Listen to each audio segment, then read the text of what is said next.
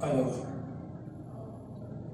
la dernière fois, nous avons parlé, et pour la première partie de cette séance, nous avons parlé du calcul de ratio d'équité, et nous sommes arrivés à une comparaison qui doit être faite par les salariés, soit avec des collègues, soit avec des confrères. Et puis, après, nous allons passer pour voir tout ce qui a rapport avec la théorie qui a été instaurée par John Stacey Adams, qui parle du sentiment, qui fait la différence entre les deux sentiments, soit en cas de sentiment d'équité, ou bien en cas de sentiment de non-équité. Ça veut dire que l'employé ou bien le salarié, lorsqu'il se sent en situation de sous-équité, ou bien une situation de suréquité, quelle est l'action qui peut être engendrée par le sentiment, ou bien suite à ce sentiment. Alors, cette comparaison qui entraîne soit un sentiment d'équité, soit un sentiment de non-équité, et selon la théorie d'équité qui reste formulée par John Stacey Adams, le constat d'une situation d'inéquité entraîne quoi? Entraîne des actions destinées à recréer quoi? L'équité. Ça veut dire quoi? Recréer l'équité, ça veut dire avoir essayer de changer quoi? Changer la contrepartie. Changer la contrepartie.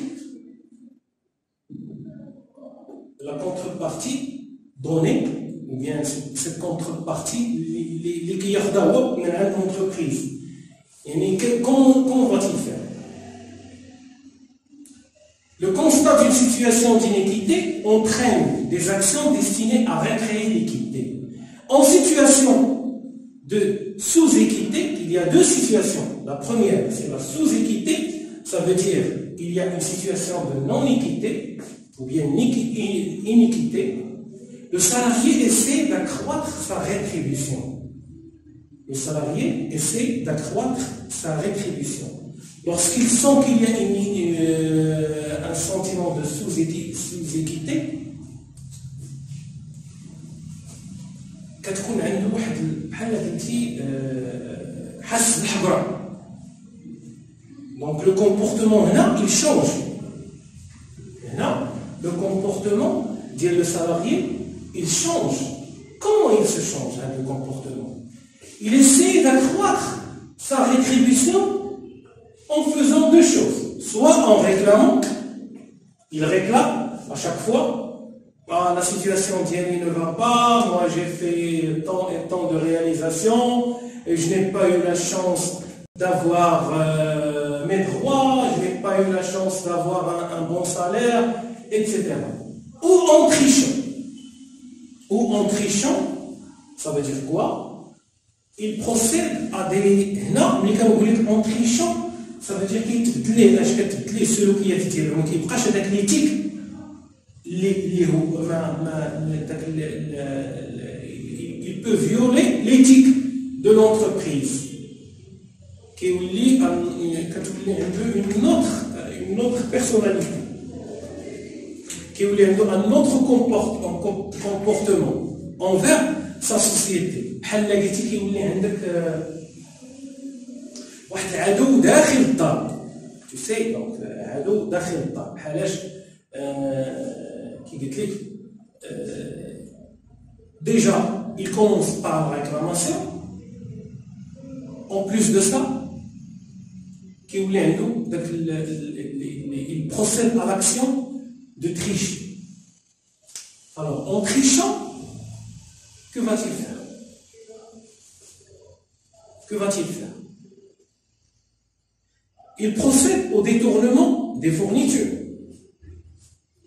Ce sont des exemples de triche. Alors, des exemples de halash. Alors, il y a un détournement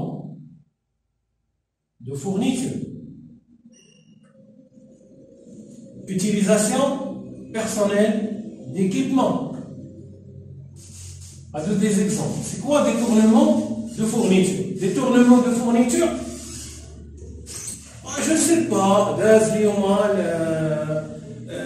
طاح على شي وراق غام ديال لا غام دو بابي تكا عليها زاد دار وليداتو طاح على قلم ستيلو داه معاه. Donc il détourne tout ce qui a rapport avec l'entreprise et qu'il va l'utiliser chez lui. بولا كتشقلي عليها كاين تفارك من البيرو يديها. Donc هذا سي détournement de fourniture. Je ne sais pas. Tonnerre عنده une tonnerre ديال imprimante. كيمشي لك ليكونوما باغ اكزومبل، انت حاط في ليكونوما اون فورنيتور كونسومابل كيهز منها كيديها لوليداتو، كيهز يديها من الحانوت يبيع فيها يقلب فيها البيع اتسيتيرا. هذا هو لو سونتيمون دو نون ايكيتي اللي كيوصل ليني lorsque un salarié arrive à être dans la situation de non-équité, il procède à des actions. Il procède à des actions. أول حاجة اش كيدير؟ il réclame. كيبكي لعباد الله وانا. Si ça ne marche pas, lorsqu'il trouve l'occasion devant lui, il triche. Quand on dit que quand on le dépose, la gamme de salariés qui trichent, il procède au détournement des fournitures, utilisation personnelle d'équipement. Équipement بحالاش مثلا عنده une voiture de service كيهزها كيمشي يهز عليها الرحول، كيهز عليها جو نسي با كيديماناج فيها، ولا مثلا كياخذ مثلا دون اون انتربريز اندستريال مثلا كيجيب شي ماتيريال اندستريال كيدير دار وكيحفر به اتسيتيرا. دونك il fait une utilisation، يعني كيقول لك كلشي على ظهر الشركه. يعني هادو ناس هكا التفكير ديالهم هكا كيولي كيتبدل، الطريقه ديال التفكير كتبدل عندهم. Ou bien remboursement abusif de frais. C'est quoi remboursement abusif de frais? Comme vous le savez, l'entreprise, à chaque fois on voit quelqu'un pour une mission, كتعطيه des frais. Lui donne la possibilité d'avoir des frais, des indemnités journalières. Par exemple, le voyage, une mission de Marrakech à Casa, de Casa à Marrakech. Donc, كتمشي كتقول لهم كتبالغ. Donc il y a un remboursement abusif de frais. كتاخذ مثلا كتمشي كتبات مثلا عند شي صاحبك ولا شي في لافامي، كتقول لهم بت في لوطيل، كتجيب لهم اون نوت اون فوس فاكتور، كتجيب لهم مثلا لا نوت ديال شي بون دو كاربورون كيكون زايد في الثمن. مثلا انت خسرتي مثلا 200 درهم الي روتور، كتجي كتحسب لهم 500 درهم الي روتور. كتمشي باغ اكزومبل كتاكل في شي بلاصه مثلا عند شي ناس كتعرفهم ولا ما خاصه والو، وكتنوطي عليهم كو فوزافي مونجي باغ اكزومبل شي 300 درهم باغ جور. Donc هذا سي كوا؟ سي لو رemboursement abusif de frais. Donc l'entreprise vous a accordé dans une mission واحد le budget، et toi tu abuses. شنو هي abuser؟ هي تبالغ، كاين مبالغه في اش؟ في les frais. Alors, ou plus généralement, en réduisant quoi? Discrètement sa contribution. Alors, اليوم انا je parle de ma contribution كما réclamé. علاش انا غنبقى محمق راسي كنقول وكنخدم مع الناس كنقول لهم بون moi j'ai fait ça et ça et ça etc. Donc je vais réduire discrètement mes contributions. Ça veut dire moindre qualité, يعني ما نكملش خدمتي كوم يلفو، ما نتقنهاش، ياك ما تكونش واحد الجوده في الخدمه، لا كاليتي ديال لو طرافاي ديالي خصها تهبط. باغ اكزومبل moi un jour je suis technicien et mon entreprise m'a envoyé pour installer des clim ou bien installer des trucs d'électricité. Alors au lieu de visser par exemple le matériel par 4 vis, quand il est 2 vis. وبحال مثلا ندير في بلاصه ما ندور الفيس 3 دورات كندور نص دوره وكنخليه يا با دو بروبليم. دونك انا بور موا كنقول اللي يقلب على الصالير ديالو اللي عاطيني مزيان اكسيتيرا. لابسونتيزم سا اوسي سي ان فاكتور اللي كيخدموا عليه لا بلوبار ديال لي سالاريي. Ils procèdent à l'absentéisme. Ça veut dire quoi?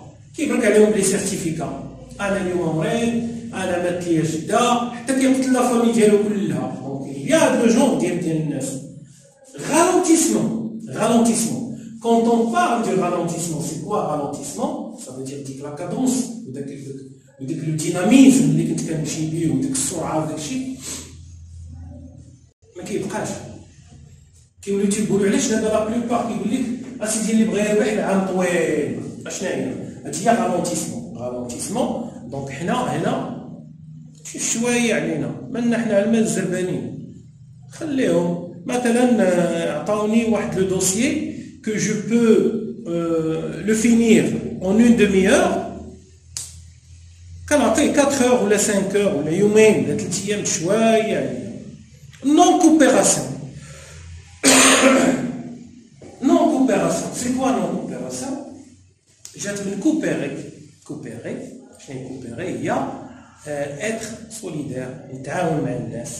Non coopération هي aucune assistance. Je ne procède à aucune assistance à mes collègues. علاش؟ كنشوف صاحبي خدام مسكين كيتقاتل مع شي حاجه وانا كملت الخدمه ديالي، لا يقلب به كنقول ما شغليش على داك الصالير، مالي انا غيخلصوني عليه. دونك هادو هما انا بارفوا جو دي دي quelques mots كنخرجهم وبعض العبارات اللي كيترددوا. هادشي كيتردد في المؤسسات، هادشي موجود. Vous allez le voir d'ici une année ou 2 ans, Inch'Allah, lorsque vous allez entrer dans votre vie active, غادي تشوفوا هاد لو جونغ ديال لي سالاريي لا بلوبار. واخا دير معاهم اونتربريز اللي دات، مي والله اعلم كاينين ناس اخرين كي سون ساتيسفي. Alors, le salarié peut aussi agir sur le ratio de son référent. À l'inverse, en situation de suréquité, le salarié accroît sa contribution. Lorsqu'un salarié se trouve dans une situation de suréquité, il essaie de quoi? D'accroître ses contributions. Il se sent qu'il est motivé. Donc, selon la théorie de John Stacey Adams, la différence entre les deux, je vous en ai deux, situation de sous-équité et de suréquité. Donc, si je vous dis à l'inverse, en situation de suréquité, il y a une situation de non-équité ou bien sous-équité, يعني تحت الأنقاض كما تيقولوا. Et notre suréquité, donc le salarié, il essaie d'accroître sa contribution. Il accroît sa contribution. D'où vient le mode et la motivation des salariés. من هنا كيجيو لي بريم، كيجيو بزاف ديال لي شوز اللي كيعلنوا على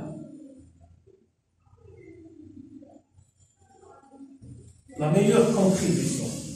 Donc la plupart peuvent donner des résultats s'ils se trouvent dans une situation de suréquité. Réaliser des objectifs, tu peux réaliser des objectifs, tu peux avoir tant et tant et tant et tant et tant. Ok. Alors, chaque salarié, d'où on peut trouver que chaque salarié souhaite être traité équitablement.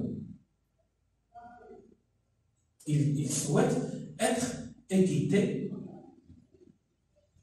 Il souhaite être traité équitablement. Donc, traitement équitable, c'est le souhait de chaque salarié. C'est-à-dire, parmi les choses, parmi les attentes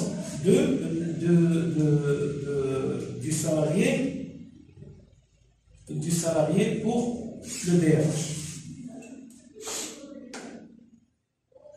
Alors, le DRH doit mettre en œuvre les clés de l'équité. Les clés de l'équité. Comment réussir l'équité? Quand on parle RH, d'abord on avait vu quoi? On a vu le comportement de qui? Du salarié. Maintenant, on va voir que doit faire un DRH pour réussir l'équité au sein de son entreprise. Comment peut-il la garantir? Comment peut-il garantir un traitement équitable des salaires? Comment peut-il réussir sur le monde équitable envers qui? Envers les salariés. En premier lieu, il doit faire quoi? Il doit contribuer à quoi? À l'évaluation et l'appréciation de façon fiable. Alors, sa contribution soit évaluée et appréciée de façon fiable. La possibilité d'accroître sa contribution lui sera offerte. Alors, pour réussir les clés de l'équité, le DRH doit garantir aux salariés un traitement équitable. Et pour le garantir, que faut-il faire? Il faut que la contribution soit évaluée et appréciée de façon fiable. La contribution soit évaluée et appréciée de façon fiable. Alors si par exemple un salarié a procédé à une contribution, on devra toujours évaluer ses résultats. On doit toujours évaluer son comportement. Il doit être toujours mis dans une évaluation. S'il n'a pas été évalué et il n'a pas été apprécié, il ne pourra pas être satisfait. La possibilité, il va réclamer quand même. Alors, la contribution, lorsque une contribution a été évaluée et appréciée, le salarié ne peut en aucun cas avoir une réclamation. Donc, il y a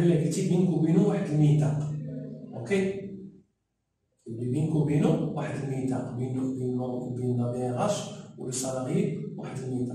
Donc, si jamais il procède à une contribution qui reste évaluée et appréciée de façon fiable. En second lieu, il faut lui donner quoi? La possibilité d'accroître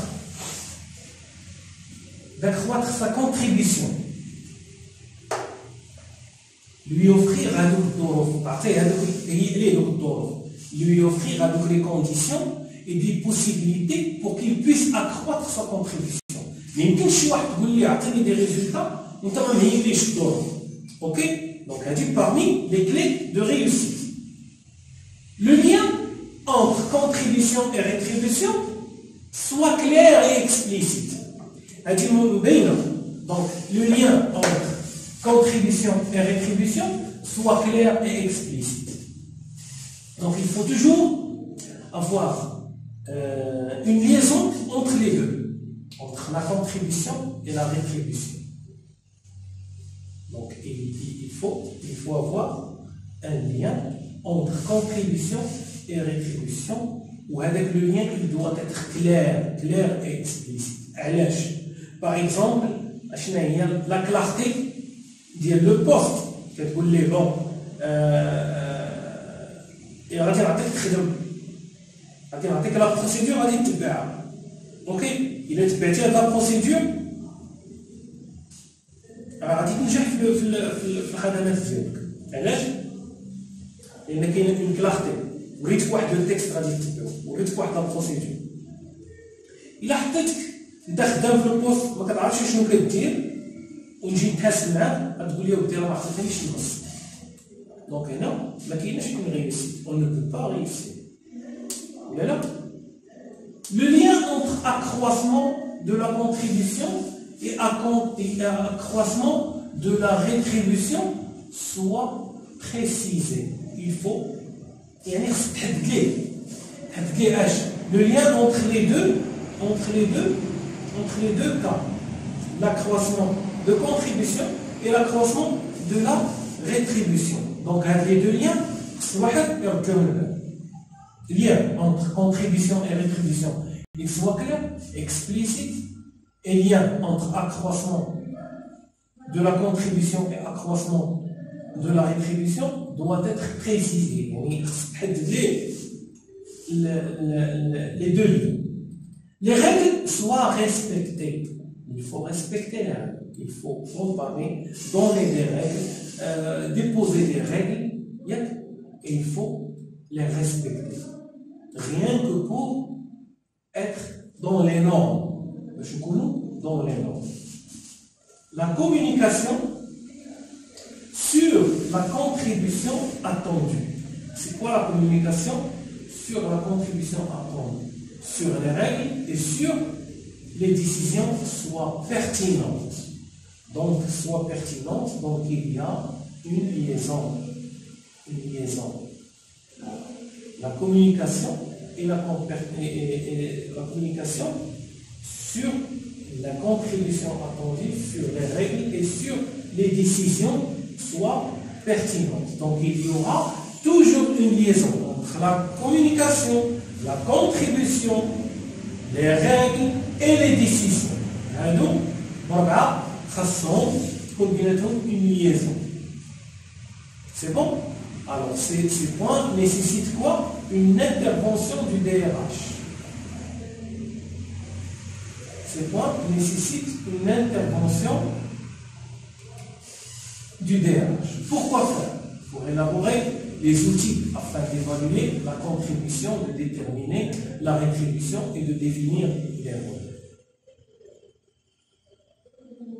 Alors, un des points, en premier lieu, élaborer les outils afin d'évaluer la contribution. Quand on parle des outils, il faut les préparer. Pour qui? Pour les managers. Pour les managers.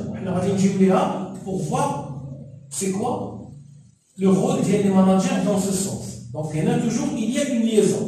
Donc le salarié, la DRH et la liaison le salarié et la DRH, il y a qui? Il y a les managers. Les managers, moi les encadrants. Les encadrants. Moi les managers. Moi les N+1. Ok? Alors, élaborer des outils afin d'évaluer la contribution, de déterminer la rétribution et de définir les rôles. Former les managers, N+1 à la maîtrise des outils. Donc il faut, former. Donc on joue toujours sur l'aspect formation. L'aspect formation qui est toujours à l'aise, former les managers. Former les managers. Allez, je veux former les managers. Former les managers à la maîtrise des outils.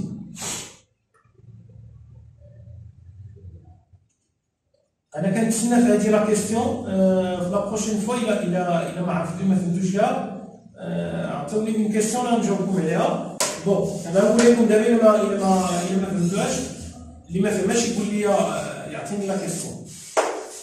Former les managers N+1 à la maîtrise des outils. Former.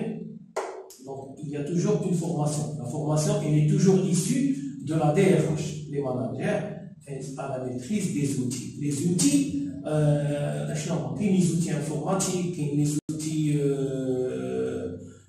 de sécurité, il y a des outils, je ne sais pas, tout ce qui a rapport avec la démarche de l'entreprise. Donc, le manager, il procède toujours à une réception de quoi? D'une formation afin de la transmettre aux salariés. C'est bon? Fournir au manager les informations pertinentes. Donc, un salarié ne peut jamais travailler sans qu'il ne peut jamais faire une démarche d'une entreprise sans qu'il y ait des informations. Il faut qu'il y ait des informations pertinentes. Assumer quoi? Le suivi de la mise en œuvre des outils. Donc, charge au manager de faire un suivi de mise en œuvre des outils. Avec les outils par lesquels vous travaillez, vous devriez avoir une formation, un suivi et apporter à chaque salarié les informations utiles. Les informations utiles. Et est-ce que vous apporter à chaque salarié les informations utiles? Du jour au lendemain, il vous dit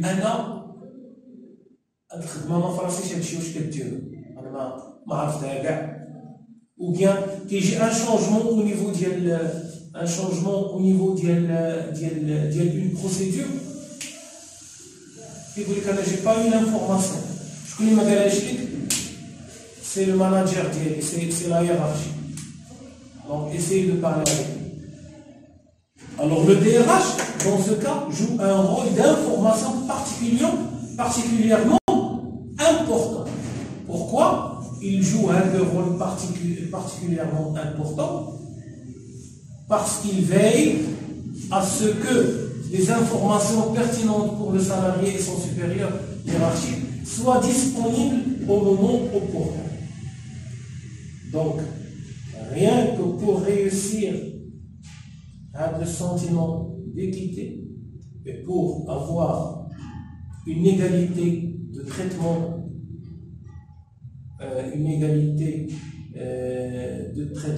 d'équité, il faut toujours veiller sur la formation et l'information. Et l'origine de cette formation et de cette information, c'est la DRH. Donc, nous allons passer pour